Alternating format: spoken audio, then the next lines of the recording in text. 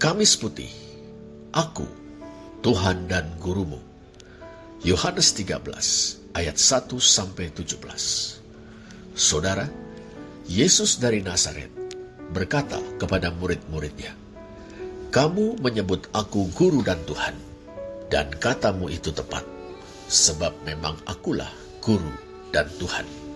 Yohanes 13 ayat 13. Sekurang-kurangnya ada 3 hal yang segera terlihat dalam perkataan ini. Pertama, para murid menyebut atau memanggil Yesus dari Nazaret sebagai guru dan Tuhan. Ho didaskalos, kai ho kurios. Kedua, Yesus membenarkan penyebutan atau panggilan itu. Ketiga, Yesus sendiri menyatakan bahwa ia adalah guru dan Tuhan. Yesus adalah guru. Ia telah memanggil Andreas dan kawannya sesama ex-murid Yohanes Pembaptis. Kemudian Simon, Filipus, Nathanael dan lain-lainnya untuk mengikut dia. Berbeda dengan guru dalam pengertian masa kini, Yesus tidak sekedar berbagi ilmu. Hubungan Yesus dengan murid-muridnya seperti hubungan antara seorang resi dan para cantriknya di padepokan, atau seorang kiai dan para santrinya di pondok pesantren.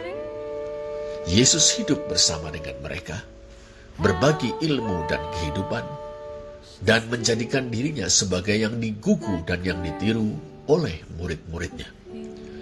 Melalui pemberitaan Injil, Yesus juga telah memanggil kita untuk mengikut dia, menggugu ajarannya, dan meniru teladannya. Yesus adalah Tuhan. Andreas dan kawan-kawannya percaya bahwa Yesus adalah Mesias. "Kami telah menemukan Mesias," kata Andreas kepada Simon abangnya.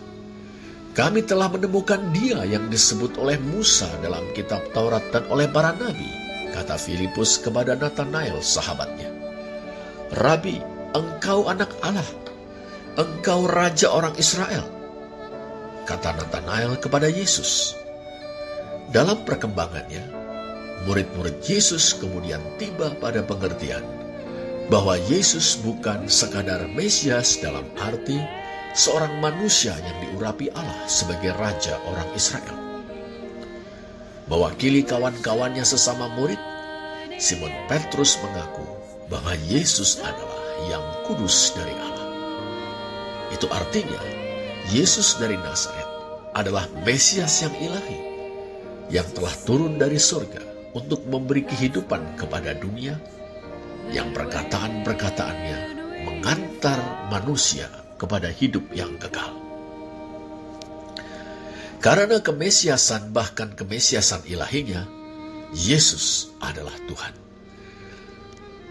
Dalam bahasa Yunani, Kurios. Dalam bahasa Latin, Dominus. Dalam bahasa Inggris, Lord. Dan dalam bahasa Jawa, Gusti. Dialah yang empunya Andreas dan kawan-kawannya seutuhnya.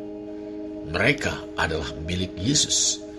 Badan dan jiwa mereka, hidup dan mati mereka. Yesus memiliki otoritas atas mereka, berhak atas ketaatan mutlak mereka. Bukan kehendak mereka sendiri, melainkan kehendaknya yang harus mereka ikuti. Yesus Kristus adalah junjungan mereka, baik pada masa mereka hidup maupun pada waktu mereka mati. Mereka adalah hamba-hambanya. Demikian pula kita, saudara, yang telah ditebusnya.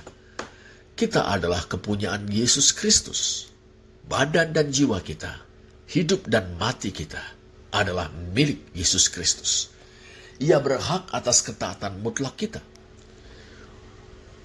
Bukan kehendak kita, melainkan kehendak Yesus Kristus yang harus kita ikuti. Dialah junjungan kita, baik pada masa hidup maupun pada waktu kita mati. Kita adalah hamba-hambanya.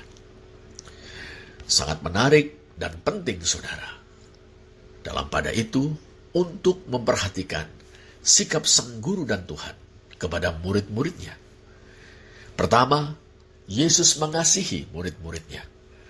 Dalam Yohanes 13 ayat 1 kita membaca, sementara itu, sebelum hari raya Paskah mulai, Yesus telah tahu bahwa saatnya sudah tiba untuk beralih dari dunia ini kepada Bapa.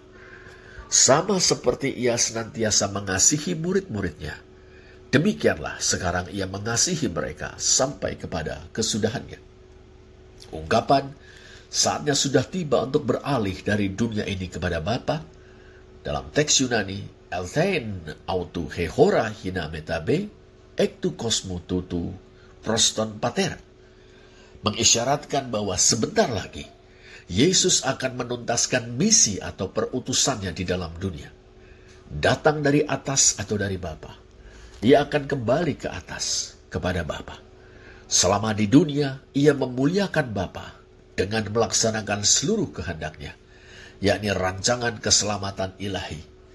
Ia akan menggenapinya dengan jalan ditinggikan dari bumi alias mati disalibkan.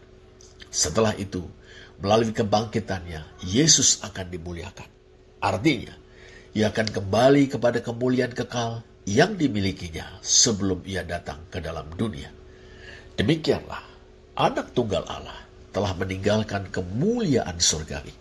Sang Firman telah datang ke dalam dunia menjadi manusia, memuliakan Allah dengan menuntaskan misinya, dan setelah kebangkitan, ia kembali kepada Allah untuk dipermuliakan dengan kemuliaan yang dimilikinya sebelum dunia ada. Saudara, Yesus melaksanakan misi Allah dalam kasih, ketaatan, dan kesetiaan kepada Bapanya. Tetapi ia juga mengasihi murid-muridnya. Mereka terbilang di antara semua orang yang telah diberikan Bapa kepadanya. Yohanes 6 ayat 39. Dalam teks Yunani kita membaca agape sastus idios tus entokosmo, yang bisa diterjemahkan dengan mengasihi miliknya yang ada di dalam dunia. Maksudnya jelas, Yesus tahu bahwa dengan beralih dari dunia ini kepada Bapa, ia akan meninggalkan murid-muridnya. Artinya, secara ragawi, ia tidak akan bersama-sama lagi dengan mereka. Untuk sekian waktu lamanya, para murid masih akan tinggal di dalam dunia ini. Akan tetapi, Yesus mengasihi mereka. Bahkan, estelos egapesen autus, yang mengasihi mereka sampai kepada kesudahannya. Kata yang diterjemahkan dengan sampai kepada kesudahannya adalah estelos, yang juga bisa diterjemahkan sampai selamanya. Bandingkanlah 1 Tesalonika 2 ayat 16. Itu berarti sampai ia menuntaskan misi yang diembannya, bahkan sampai seterusnya dan selamanya, Yesus mengasihi murid-muridnya. Saudara, kita yang hidup 2000 tahun setelah murid-murid yang pertama itu, juga boleh dan bisa meyakini bahwa kita dikasihi Yesus. Sebab kita yang telah menerima Yesus atau percaya dalam namanya, yang telah dilahirbarukan oleh Roh Kudus, Yohanes 1 ayat 12-13, atau ditarik oleh Bapa sehingga datang kepada Yesus, Yohanes 6 ayat 44, terbilang di antara semua orang yang telah diberikan Bapa kepadanya. Kita terbilang di antara kawanan domba Allah. Bagi kawanan domba inilah Yesus Gembala yang baik memberikan nyawanya, Yohanes 10 ayat 11-15. Yesus bukan saja berdoa bagi murid-murid yang pertama, tapi juga bagi murid-murid berikutnya, termasuk kita.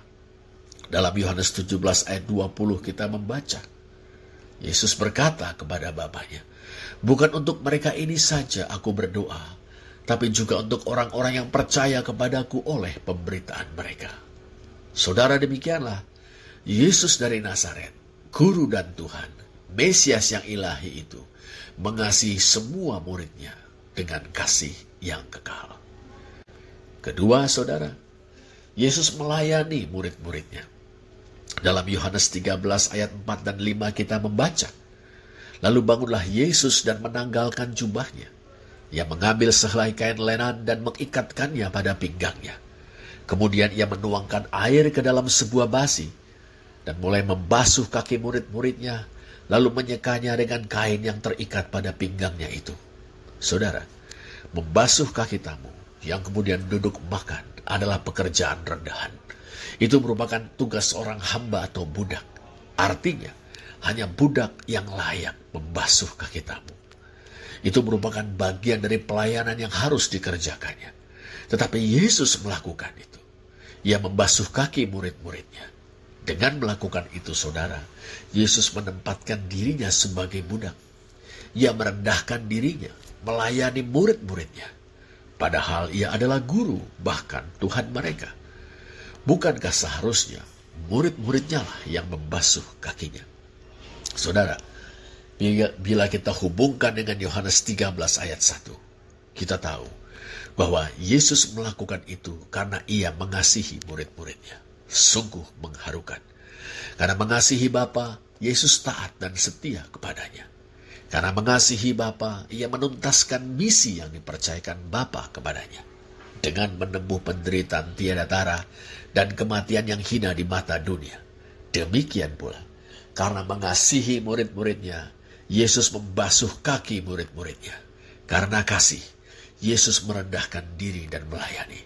Kasih, saudara, adalah sumber dari kerendahan hati dan motivasi yang sejati dari kesediaan untuk melayani. Kasih, kerendahan hati, dan kesediaan Yesus untuk melayani adalah perintah sekaligus teladan bagi murid-muridnya, baik para murid yang pertama maupun murid-murid selanjutnya, termasuk kita. Bukankah ia bersabda, "Jadi jikalau aku membasuh kakimu, aku yang adalah Tuhan dan gurumu, maka kamu pun wajib saling membasuh kakimu. Sebab aku telah memberikan suatu teladan kepada kamu, supaya kamu juga berbuat sama seperti yang telah kuperbuat kepadamu." Yohanes 13 ayat 14 dan 15. Saudara, kita yang hidup di sini dan kini juga telah lebih dulu dilayani oleh Tuhan Yesus. Melalui hamba-hambanya, Yesus telah melayani kita, sehingga kita boleh percaya kepadanya, mengikut dia, mengenal dia, dan menikmati kasihnya. Melalui banyak orang yang dipakai Tuhan Yesus untuk melayani kita, saudara, kita telah menjadi anak-anak Allah. Kita memiliki hidup yang kekal. Dalam pelayanan itu, saudara, kita mengalami dan mengenal kasih Tuhan dan kasih saudara-saudara dalam Kristus. Karena itu, saudara, sudah sepatutnya kita mengasihi Tuhan dan saudara-saudara dalam Kristus. Sudah sepatutnya kita belajar rendah hati dan bersedia melayani. Sudah sepatutnya kita saling melayani. Ketiga, saudara, Yesus memperlakukan para murid sebagai sahabat dan memberikan nyawanya untuk mereka. Dalam Yohanes 15 ayat 13, kita membaca perkataan Yesus, "Tidak ada kasih yang lebih besar daripada kasih seorang yang memberikan nyawanya untuk sahabat-sahabatnya." Meski Yesus adalah Tuhan dan para murid adalah hamba-hambanya, Yesus memperlakukan mereka sebagai sahabat-sahabatnya. Mengapa? Sebab ia mengasihi mereka. Karena kasih, ia melayani mereka. Puncaknya, ia memberikan nyawanya untuk mereka. Ia berkorban bagi mereka. Kita melihat hal ini pertama-tama dalam peristiwa di Taman Getsemani. "Jika aku yang kamu cari, biarkan mereka ini pergi," kata Yesus kepada orang-orang yang bermaksud menangkapnya. Yohanes 18 ayat 8. Tetapi ia juga bersabda, "Bukankah aku harus minum cawan yang diberikan Bapa kepadaku?" Yohanes 18 ayat 11. Cawan penderitaan yang bermuara dalam kematian di kayu salib. Meminum isi cawan itu berarti menempuh jalan penderitaan yang memuncak dalam kematian. Dengan jalan itu, saudara, Yesus memberikan nyawanya bagi domba-dombanya. Yohanes 10 ayat 11 dan 15. Memberikan nyawanya bagi sahabat-sahabatnya. Yohanes 15 ayat 13. Atau ditinggikan supaya setiap orang yang percaya kepadanya beroleh hidup yang kekal. Yohanes 3 ayat 14 dan 15. Saudara, Yesus tahu bahwa ia harus mati untuk mengumpulkan dan mempersatukan anak-anak Allah yang tercerai-berai. Yohanes 11 ayat 52. Saudara, meski sempat gentar, toh Yesus berkata dengan keteguhan hati yang tiada tara, "Sekarang jiwaku terharu Dan apakah yang akan kukatakan? Bapa, selamatkanlah aku dari saat ini. Tidak. Sebab untuk itulah aku datang ke dalam saat ini. Bapa, muliakanlah namamu. Yohanes 12 ayat 27 dan 28b. Saudara, karena kasih, ketaatan, dan kesetiaannya kepada Bapa, Yesus minum cawan yang diberikan Bapa kepadanya. Karena kasihnya kepada semua orang yang telah diberikan Bapa kepadanya, termasuk kita, Yesus menderita sengsara dan mati demi keselamatan kita. Demikianlah saudara, Yesus dari Nazaret, Mesias yang ilahi, Guru dan Tuhan kita. Betapa mulia Dia yang mengasihi kita dengan kasih yang kekal, merendahkan diri dan melayani kita, bahkan memberikan nyawanya bagi keselamatan kita. Tidakkah sudah sepatutnya kita mengasihi Dia dengan segenap hati, jiwa, akal budi, dan kekuatan kita? Tidakkah sudah seharusnya kita taat dan setia